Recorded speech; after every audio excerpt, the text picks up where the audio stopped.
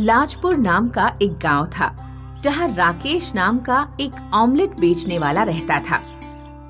राकेश अपने ठेले पर ऑमलेट और उबले हुए अंडे बेचता था।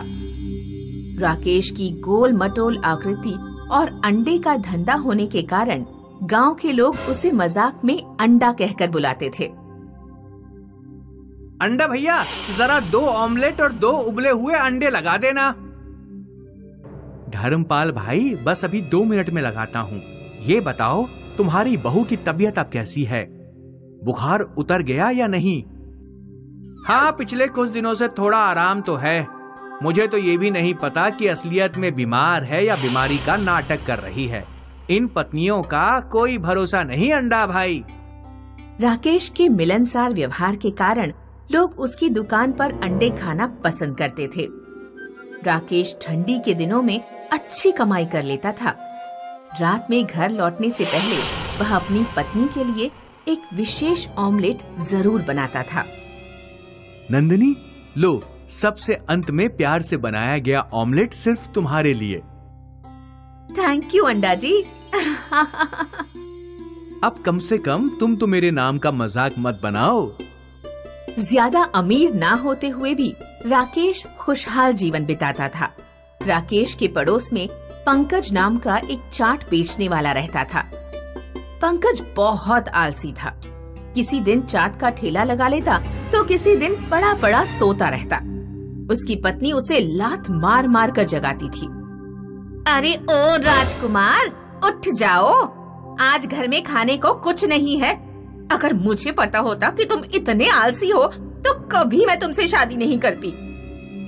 पंकज अगर नहीं उठता तो उसकी पत्नी उसके मुंह पर भैंस का गोबर डाल देती थी, क्योंकि मुंह धोने के बहाने तो तुम उठ भी जाओगे, वैसे तो उठने वाले नहीं हो। जरा अपने पड़ोसी अंडा भैया को देखो, मात्र ऑमलेट बेच बेच कर ही घर संभलवा लिया। हमारा घर अभी भी वैसा ही खस्ता हाल है। अभी जब बरसात आएगी तो लिंटर टपकने लगेगा, फिर तुम्हें ही पानी के नीचे सुलाऊंगी। पंकज राकेश के सामने ही अपना चाट का ठेला खड़ा करता है। वह चाट बनाने के लिए 3-4 दिन पुराने बचे हुए छोले का इस्तेमाल करता। चाट में बहुत बुरी महक आ रही है, इसका स्वाद भी खट्टा लग रहा है। तुमने ही तो खट्टी खटाई डालने को कहा था। अब चाट खट्टी नहीं तो क्या मीठी लगेगी? मैं नहीं खा रहा इस चाट को। इससे अच्छा तो अंडा भैया की ऑमलेट खा लेता हूँ।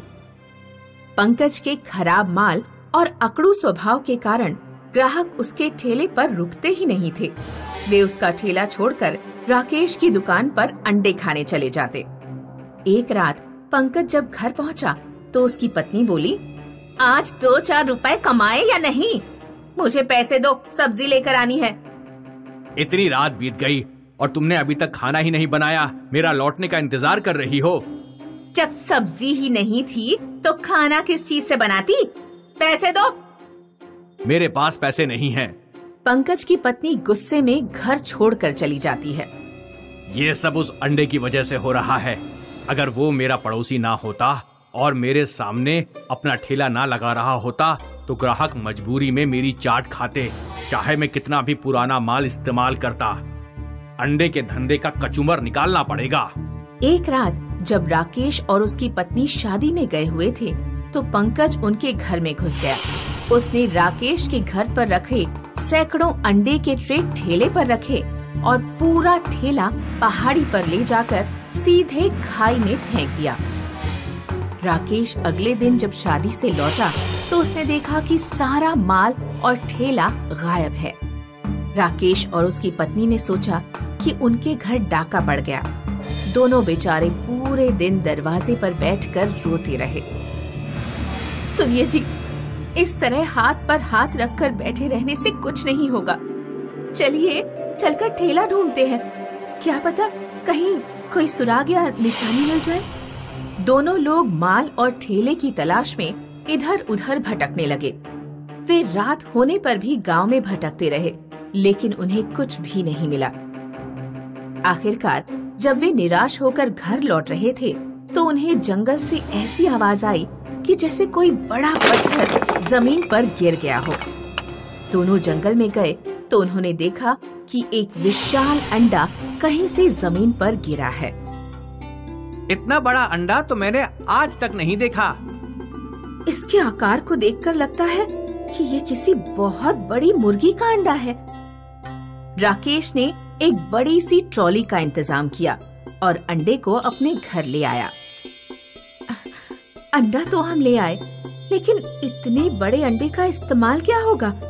अगर इसे तोड़ा गया तो इसका सारा तरल बाहर निकल आएगा। इसे पूरा तोड़ना बेवकूफी होगी। राकेश सीढ़ी से अंडे के ऊपर चढ़ा और उसने छेनी और हथौड़े से अंडे में एक छोटा सा छेद किया। अंडे में छेद होते ही उसका तरल फव्वारे की तरह बाहर निकलने लगा। राकेश ने अंडे पर एक पाइप और टंकी लगा दी। पाइप और टंकी के सहारे से अंडे का तरल जरूरत के हिसाब से बाहर निकाला जा सकता था। राकेश ने दोबारा अपना धंधा शुरू किया। दूर दूर गांव के लोग इतने बड़े अंडे का ऑमलेट खाने के लिए आने लगे। राकेश का मुनाफा पहले से भी 2 गुना हो गया। लोग अंडा खाने नहीं बल्कि देखने भी आते थे। उधर पंकज राकेश की बढ़ती कमाई देखकर जलकर राख हो जा रहा था।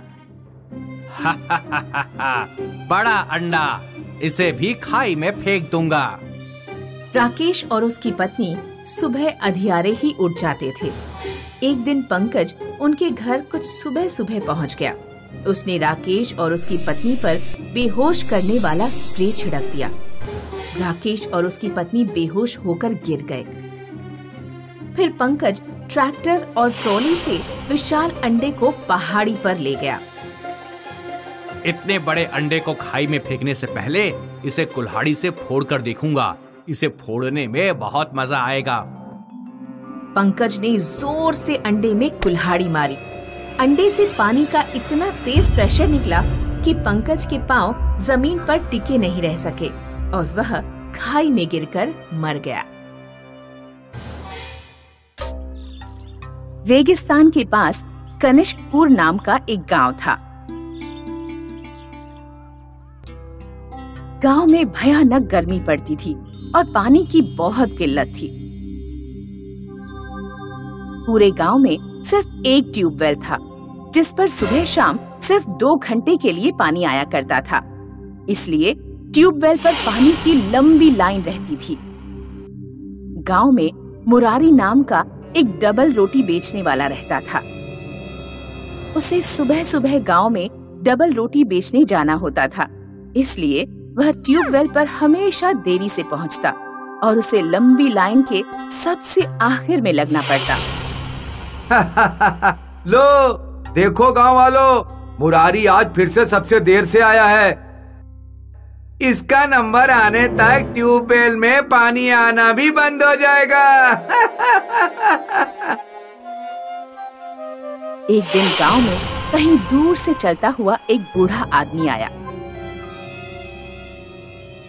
उसके सफेद बाल और चेहरे की झुर्रियां बता रही थी कि उसकी उम्र 100 से ऊपर है। बूढ़ा आदमी पसीने से तरबदर और गर्मी से बेहाल था। उसने ट्यूबवेल पर लाइन में खड़े लोगों को देखा। गांव का एक आदमी ट्यूबवेल से मटका भरकर ला रहा था। बूढ़े आदमी ने उससे पानी मांगा। बेटा, जरा 2 घूंट पानी पिला दोगे? बहुत प्यास लग रही है। नहीं बाबा, मैं सुबह 4 बजे से लाइन में लगा हूँ। बड़ी मुश्किल से पानी मिल पाया है। मेरे घर पर सब प्यासे हैं। बूढ़े आदमी ने दूसरे आदमी से पानी मांगा। उसने भी पानी देने से इनकार कर दिया। जितने भी लोग ट्यूबवेल से पानी का मटका भरकर लाते, बूढ़ा आदमी उनसे पानी मांगता, लेकिन सभी ने बूढ़े आदमी को पानी की किल्लत के बारे में बताया और पानी देने से इनकार कर दिया। मुरारी की हमेशा की तरह सबसे अंत में ट्यूबवेल पर पानी भरने की बारी आई। मुरारी का मटका 1/3 ही भर पाया कि तभी ट्यूबवेल का पानी चला गया। लगता है आज इतने से ही संतुष्टि करनी पड़ेगी। मुरारी जब मटका लेकर लौटने लगा तो बूढ़े आदमी ने उससे भी पानी मांगा। बेटा, क्या 2 घूंट पानी पिला दोगे? बहुत प्यास लग रही है। मुरारी ने बूढ़े की आंखों में देखा तो उसे दया आ गई। उसने अपना घड़ा बूढ़े को दे दिया। बूढ़े आदमी ने घड़े से पानी अपने मुंह में डाला और वह सारा पानी पी गया। बूढ़े ने मुरारी को खाली घड़ा पकड़ाया, ढेर सारी दुआएं दी और चला गया। मुरारी जब घर पहुंचा तो उसकी पत्नी बोली, पानी इधर ले आओ, मुझे सब्जी बनानी है। आज पानी नहीं है। मुरारी ने पत्नी को सारी बात बताई। गांव वाले ठीक कहते हैं, तुम वास्तव में महामूर्ख हो। सारा पानी उस बूढ़े को दे आए, अब मैं सब्जी कैसे बनाऊं? वो बहुत प्यासा था। अगर मैं उसे पानी नहीं देता तो मैं खुद को माफ नहीं कर पाता। आज सब्जी रहने दो, सलाद खाकर ही काम चला लेंगे। अगले दिन मुरारी मटका लेकर ट्यूबवेल पहुंचा। सब लोग पानी लेकर जा चुके थे। मुरारी ने हमेशा की तरह सबसे अंत में पानी भरा। मुरारी के मटके में ट्यूबवेल से पानी की जगह सोना गिरने लगा। उसका पूरा मटका सोने से भर गया। मुरारी मटका लेकर भागता हुआ घर पहुंचा। उसकी पत्नी भी दौड़ती हुई उसकी तरफ चली आ रही थी। मुझे तुम्हें कुछ दिखाना है। ये देखो, ट्यूबवेल ने मेरा घड़ा सोने से भर दिया। मैं भी तुम्हें कुछ दिखाना चाहती हूँ, घर चलो। मुरारी ने देखा कि उसके घर पर रखे सारे खाली घड़े पानी से भर चुके हैं। मुरारी समझ गया कि यह सब उस बूढ़े आदमी के आशीर्वाद से हुआ है। पानी और धन संपत्ति को हम अकेले नहीं रखेंगे, इसे हम दूसरों को भी बांटेंगे। मुरारी ने गांव के लोगों को अपना पानी बांटा और गरीब लोगों को कुछ सोना भी दिया। गांव के मुखिया को जब ये बात पता लगी कि ट्यूबवेल सोना दे रहा है, मुरारी सबसे अंत में मटका भरता है, इसलिए शायद ट्यूबवेल उसे सोना देता है। मैं भी अपना पानी सबसे अंत में भरूंगा। मुखिया सुबह अंधेरे ही लाइन पर लग गया। अरे मुखिया जी, आज आप लाइन में क्यों लगे हैं? आपको तो बिना लाइन में लगे पानी भरने का अधिकार है। जाइए और पानी ले आइए। नहीं, आज से मैं भी लाइन में लगकर ही पानी लूंगा। लगातार 4 घंटे खड़े रहने के कारण मुखिया के पैर दर्द करने लगे, लेकिन सोना पाने के लिए वह खड़ा रहा। अंत में जब उसने अपना मटका भरा तो ट्यूबवेल से उसके मटके में सिर्फ कुछ बूंद पानी गिरा। सोना कहाँ है? इतनी देर में लाइन में खड़ा रहा सिर्फ इसलिए कि मुझे सोना मिल सके, और इस ट्यूबवेल ने मुझे सिर्फ पानी की कुछ बूंदें दी। लगता है ट्यूबवेल में कोई जादू नहीं। जादू जरूर मुरारी के मटके में होगा। मुखिया मुरारी के घर गया और मुरारी से बोला, अरे मुरारी भाई, सब ठीक ठाक तो है? हाँ चाचा, आपकी दुआ से सब कुछ अच्छा है। मुझे जरा कुछ देर के लिए वो मटका दे दोगे जिसमें तुम ट्यूबवेल से पानी भर कर लाते हो? हाँ हाँ चाचा, क्यों नहीं। निर्मला, जरा मटका ले आना। मुखिया इस बार मुरारी का मटका लेकर ट्यूबवेल पर पहुंचा। उसने मटका भरा, लेकिन अब भी ट्यूबवेल से सोना नहीं निकला। मुखिया ने गुस्से से मटका जमीन पर पटक कर तोड़ दिया और ट्यूबवेल भी तोड़ने लगा। गांव के एक आदमी ने ये सब देखा और वह शोर मचाने लगा। अरे गांव वालों सुनो, लगता है हमारा मुखिया पागल हो गया है। वो ट्यूबवेल तोड़ रहा है। अगर ट्यूबवेल टूट गया तो हम सब प्यास से मर जाएंगे। गांव वाले ट्यूबवेल पर पहुंच गए और उन्होंने मुखिया को पकड़कर ट्यूबवेल से दूर कर दिया। मुझे सोना चाहिए, सोना। इस ट्यूबवेल ने मुरारी को सोना दिया है, तो मुझे भी सोना जरूर मिलना चाहिए। आखिर मैं इस गांव का मुखिया हूँ। मुखिया जी, मुझे ट्यूबवेल ने सोना नहीं दिया। ये सब तो एक बूढ़े आदमी के आशीर्वाद से हुआ है, जिसे मैंने पानी पिलाया था। मुखिया जी, आज से आप हमारे मुखिया नहीं हैं। हम सब अपनी सहमति से मुरारी को गांव का मुखिया चुनते हैं। इस तरह सिर्फ एक अच्छा काम करने के कारण मुरारी की पूरी जिंदगी बदल गई और वह खुशहाल जीवन बिताने लगा।